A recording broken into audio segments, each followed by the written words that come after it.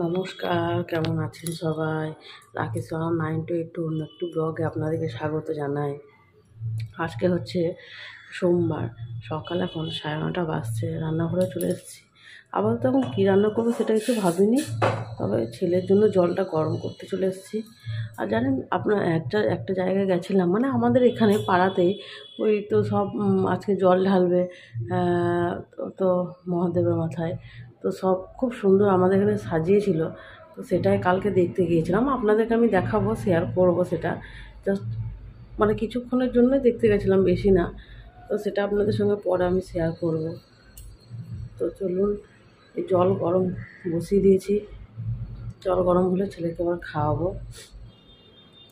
তো এখনও চাটা কিছু খাইও নি, শরীরটাও ভালো নেই আমার, ঠান্ডাটা এখনও কমেনি। এরপর চাটা বসাবো, তারপরে রান্নাবান্না করব, তারপরে চাটা খাবো। তো চলুন, জলটা গরম হয়ে গেছে।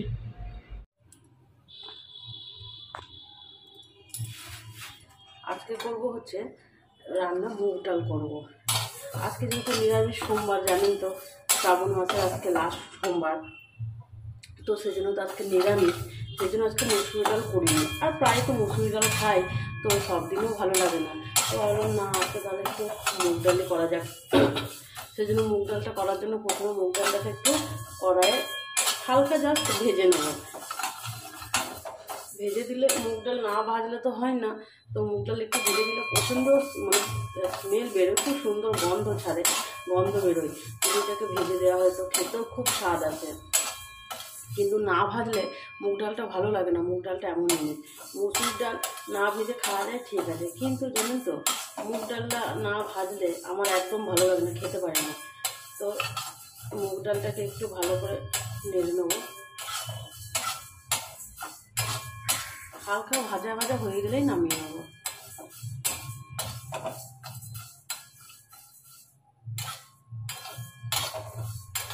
একটা গন্ধ বেরোতেও শুরু করে দিয়েছে মুগ ডাল থেকে। দিয়ে এটাকে ভেজে তারপরে এটাকে ধুয়ে নিতে হবে। তার আগে যখন ধুইনি, তাহলে যতক্ষণ না ভাজে ততক্ষণ তো ধোয়া হবে না।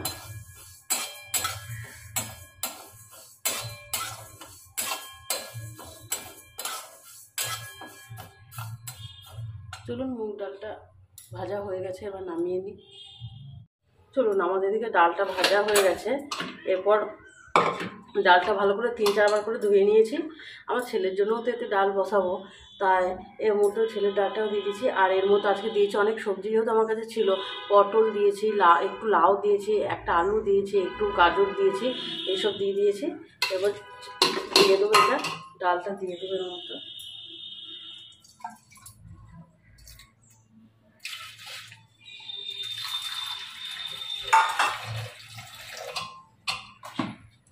এরপর জাস্ট একটু নুন হলুদ দিয়ে দেবো ডালে, বাস।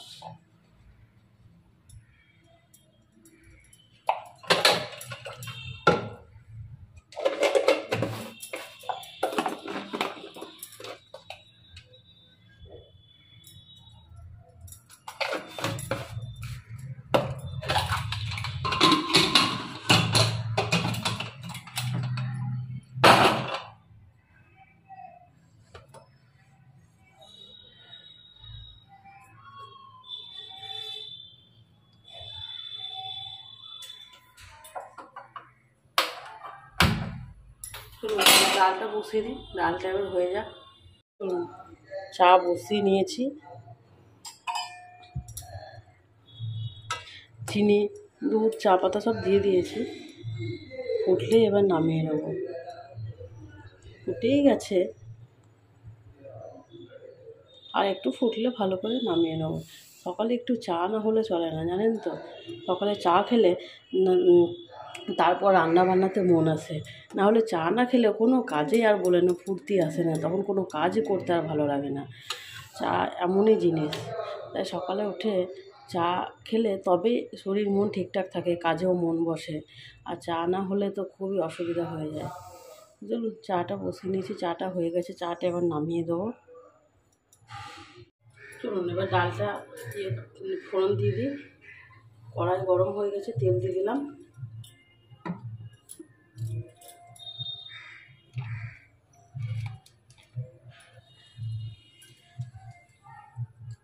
তেলের মধ্যে একটা শুকনো লঙ্কা দিয়ে দেবো ফোড়নে,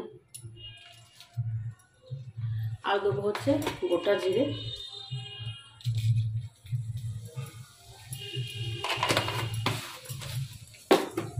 দিয়ে দেবো। আজকে যেহেতু নিরামিষ সেহেতু একটু কুচনো আদা দিয়ে দেবো, আদা কুচিয়ে রেখেছিলাম আমি, আদা দিয়ে দেবো।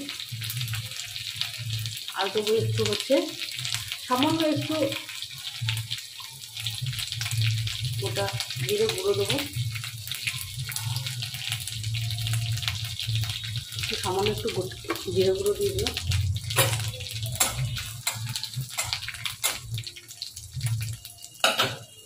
আর এর মধ্যে দিয়ে দেবো হালকা একটু চিনি, একটু খেতে মিষ্টি মিষ্টি লাগবে যেহেতু আজকে নিরামিষ।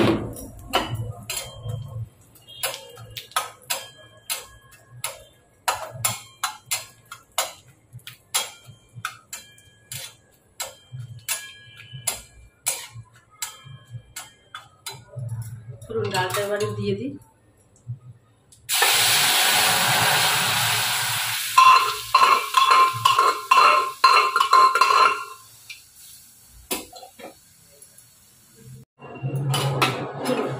ডালটা ফুটে গেছে, এবার নামিয়ে নিই।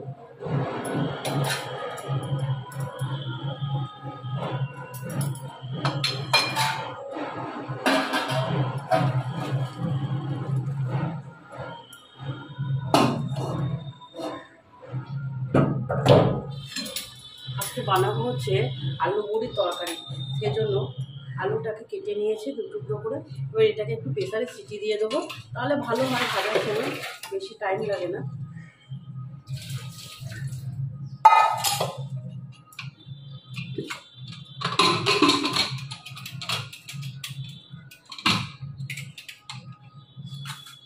আলুটাকে ভেজে নেবো, চলুন আলুটাকে সিটি দিয়ে নেবো। আর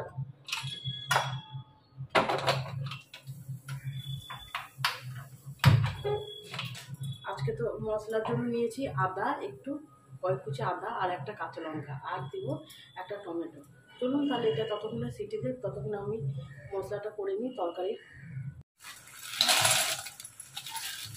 চলুন আজকে আলু বড়ি করবো, সেজন্য বড়িগুলোকে প্রথমে একটু তেলে ভেজে নিচ্ছি।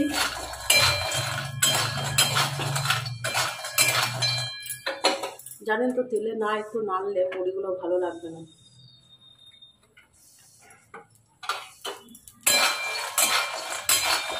আর এখানে প্রেসার কুকারে আমি কি করেছি, বড়ির যে আলুটা দেবো, আলু বড়ি তরকারি করবো, তো সেই আলুটা আমি এখানে সিটি দিয়ে দিয়েছি, তাহলে সুবিধা হবে, তাড়াতাড়ি সেদ্ধ হয়ে যাবে।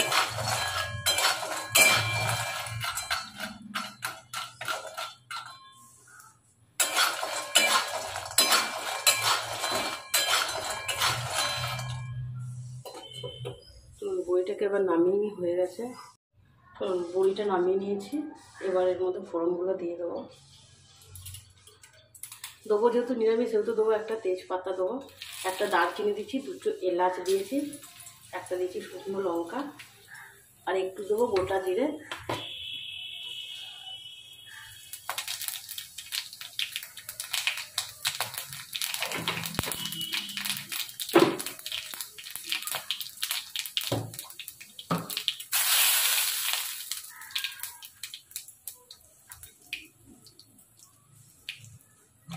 চলুন মশলাটা আবার দিয়ে কষিয়ে নিই।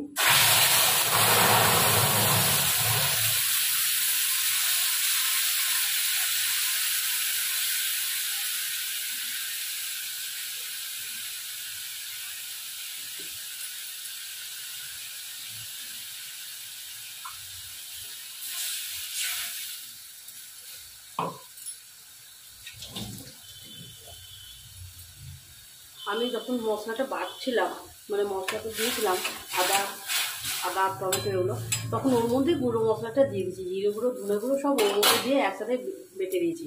এরপর শুধু দেবো হচ্ছে হলুদ,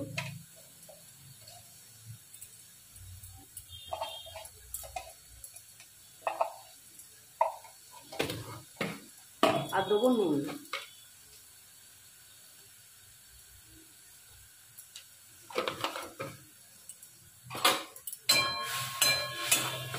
আমি মশলাটাকে একটু কষিয়ে নেব। আর দেবো একটু এর মধ্যে চিনি দিয়ে দেবো, যেহেতু আজকে নিরামিষ সেহেতু একটু চিনি দিয়ে দেবো।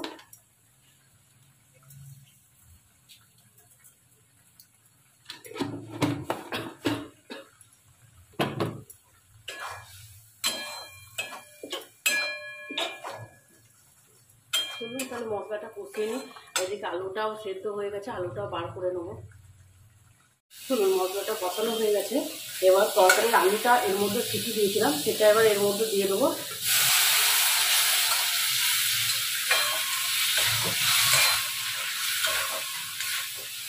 আলুটা দিয়ে দিলাম আর বড়িটা যেটা ছিল সেটাও দিয়ে দিলাম,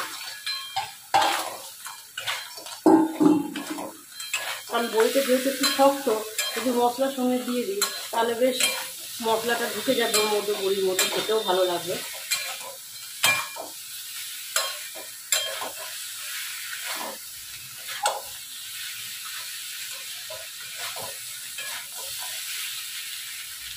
মশলাটা কষানো হয়ে গেছে আর এবার আলুটা তো দিয়ে দিয়েছি, এবার আলুর মধ্যে আর বড়ির মধ্যে মশলাটা ভালো করে একটু ঢুকে যাবে, নেড়ে চেড়ে নেবো, দিয়ে জল দিয়ে দেবো। এরপর দেবো হচ্ছে এর মধ্যে একটু সবজি মশলা দিয়ে দেবো।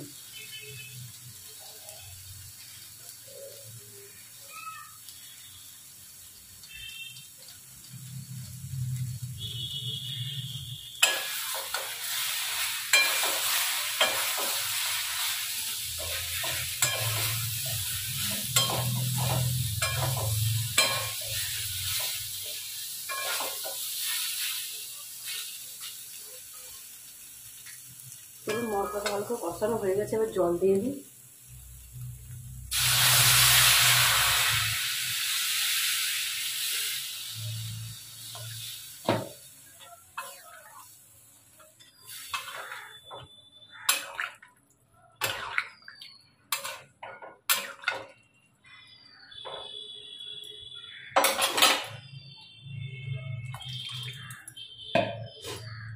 জল দিয়ে দিয়েছি, এবার ঝোলটা হয়ে যাক, দিয়ে নামিয়ে নেব।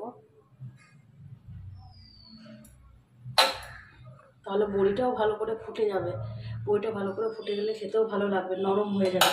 সেজন্য ততক্ষণে বড়িটাও দিয়ে দিচ্ছি, বড়িটাও ফুটে যাক, দিয়ে নামিয়ে নেব।